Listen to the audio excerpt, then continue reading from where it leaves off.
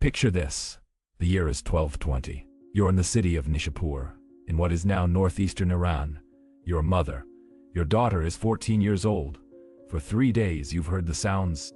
The walls breaking, the screams, the hoofbeats. The Mongols are inside the city. You've barricaded yourself and your daughter in an inner room. You've pushed furniture against the door. You're holding her hand, telling her to be quiet. Then you hear boots in the hallway. The door splinters. Sunlight floods in. And standing in the doorway is a Mongol soldier.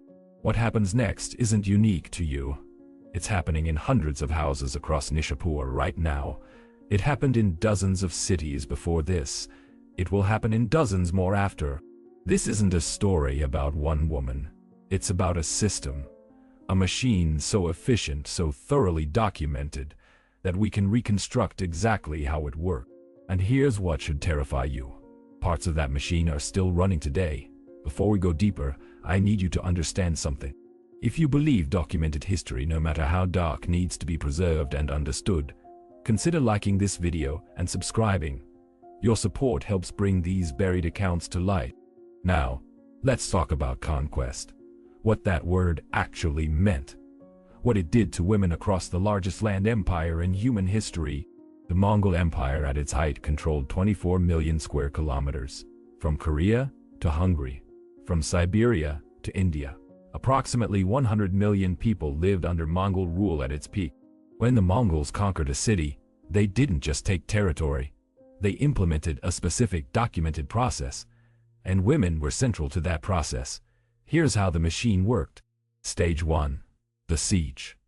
Mongol armies would surround a city and offer terms. Surrender immediately, and you'd become a vassal state. Tribute, yes. Subjugation, yes. But you'd survive, but resist. And the rules changed. Most cities resisted. They saw the Mongols as barbarians. Nomads who couldn't possibly defeat civilized armies behind stone walls. They were catastrophically wrong. They were catastrophically wrong. The Mongols had siege engineers from China, Persia, Central Asia. They had trebuchets that could hurl 150-kilogram projectiles. They had gunpowder weapons. They had psychological warfare refined to a science. When the walls fell, and they always fell, Stage 2 began. Stage 2. Systematic categorization. The Mongol commanders would divide the population into groups. This wasn't random. It was bureaucratic, organized, documented.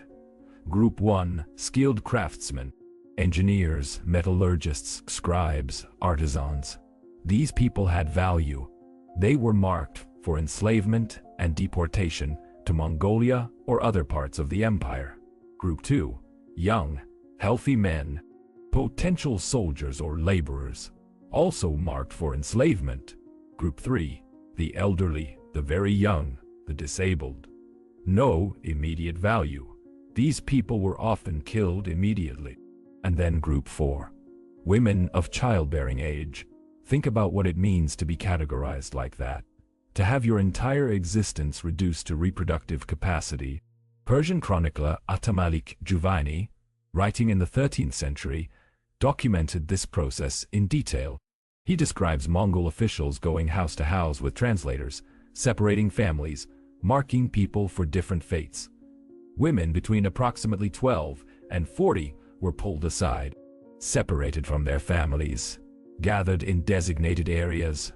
What happened next depended on a woman's appearance, age, and whether she was virginal or married. Stage 3, distribution. The most detailed account we have of this comes from multiple sources. Juvayni, Rashid al-Din, Chinese chronicles, and later Mongol records. Officers got first choice. High-ranking commanders could claim multiple women. Lower-ranking soldiers received women based on their rank and service. Some women were distributed immediately to soldiers as what sources euphemistically call campaign wives. Think about that term, campaign wives. Women who were functionally slaves, forced into relationships with the men who had just killed their families and destroyed their cities. These weren't marriages. They were systematic sexual slavery dressed up with a bureaucratic term. Other women were marked for transport back to Mongolia, or to other Mongol territories. They would be given to soldiers there, or sold, or kept as household slaves. Here's what makes this especially sinister. The Mongols documented all of this. They kept records. They tracked who received which captives. They managed this like inventory. Let me give you one specific example. One woman whose story survived. Her name was Fatima. We know this from Giovanni's Chronicle of the Destruction of Nishapur. Fatima was approximately 20 years old in 1221 when the Mongols took the city. She was the daughter of a minor Persian nobleman, educated, literate, married less than a year. When the Mongols broke through, her husband tried to hide her. It didn't work. Giovanni records that she was pulled from her home along with dozens of other women from her neighborhood. Her husband was killed trying to intervene. She was brought to a gathering area where Mongol officers were selecting captives. A commander named Karachar, one of Genghis Khan's senior generals, chose her, not because he knew her, not because of any individual connection, but because she was young, healthy, and described as attractive. Think about standing there, watching your city burn, your husband dead, and being selected like livestock. Fatima was taken to Karachar's camp. Contemporary sources indicate she was forced into a relationship with him. She bore him a daughter within a year. For 3 years, she lived in this state, traveling with the Mongol army, bearing children for the man who had destroyed everything she knew. Then, in 1224, Karachar was killed in a battle against the Khwarezmian forces. Under Mongol law, his property, including his captive women, passed to his brother. Fatima was transferred to another man, another commander, as if she were a horse or a tent. She bore him 2 more children over the next 4 years, and then our sources lose track of her. She disappears from the record. We don't know how she died. We don't know when. We only know that she existed, that she was taken, that she spent at least 7 years bearing children for the men who destroyed her life. And here's what you need to understand. Fatima was not unusual. She was ordinary. Her story was replicated thousands of times across every city the Mongols conquered. Nishapur alone had a pre-conquest population estimated at 70,000. After the Mongol conquest, contemporary sources claim fewer than 10,000 survived. Of those survivors, historical analysis suggests a significant percentage were women of childbearing age who were taken as captives. Do the math. Across dozens of cities, across 5 decades of Mongol expansion, we're talking about hundreds of thousands of women, maybe millions. Modern genetic analysis supports this. A 23 study published in the American Journal of Human Genetics found that approximately 8 of men in the former Mongol Empire territories, about 16 million people, carry a Y chromosome lineage that traces back to the Mongol conquest period. Think about what that means. The genetic impact of systematic sexual violence on such a massive scale that it's still detectable in DNA 800 years later. This wasn't random. This was policy. Genghis Khan explicitly encouraged his soldiers to take captive women. It served multiple purposes. First, reward. Captive women were spoils of war, incentives for soldiers to fight hard. And second, demographic warfare. By forcibly impregnating conquered women, the Mongols were literally replacing the population with their own descendants. Third, psychological destruction. When you take a people's women, you're not just causing individual suffering, you're destroying social structures, family lines, cultural continuity. It's annihilation through reproduction.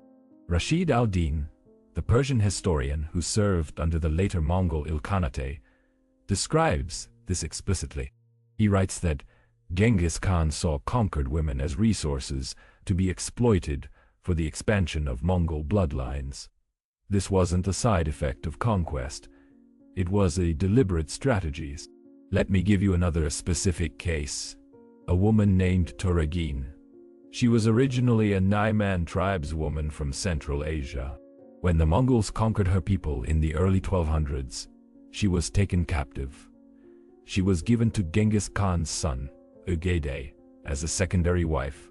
She bore him a son, Guyuker. When Ögedei died in 1241, Toragin became regent for her son. She ruled the Mongol Empire, the largest empire on earth, for 5 years. Think about that trajectory, from captive to empress. It sounds like a triumph story, but read the sources carefully.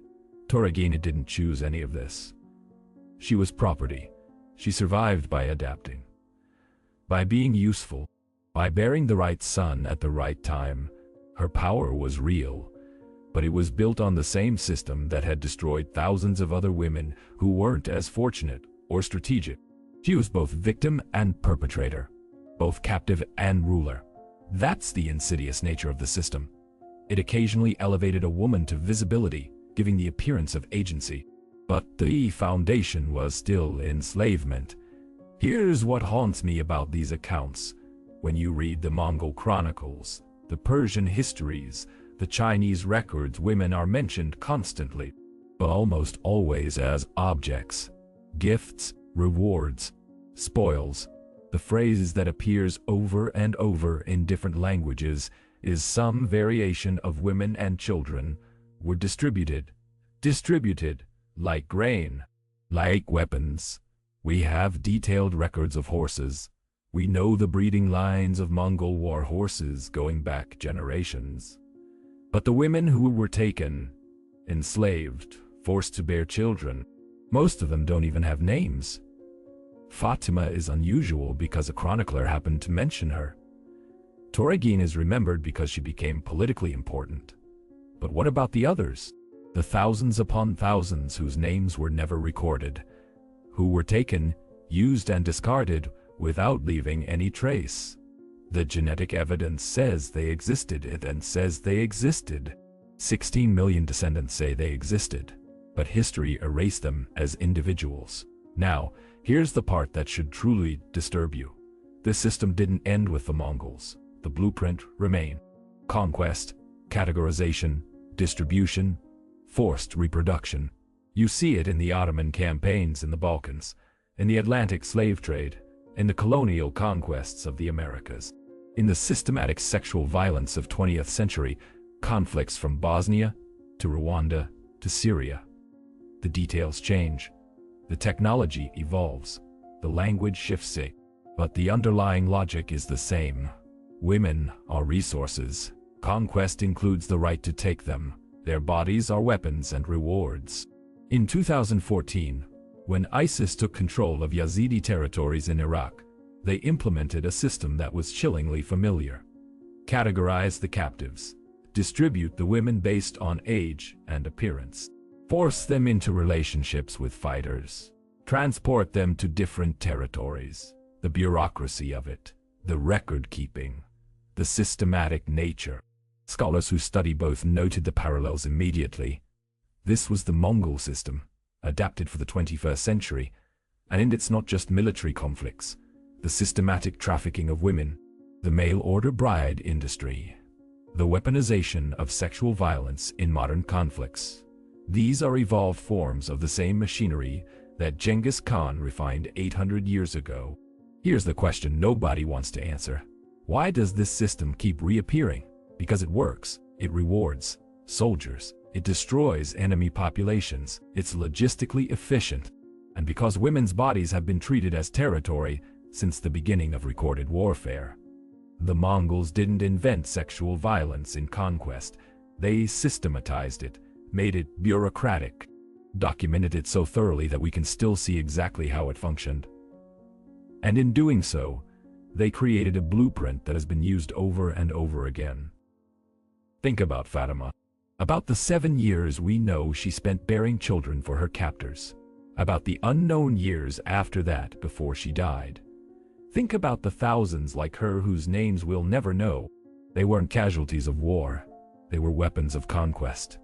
Their bodies were battlefields. Their children were demographic victories.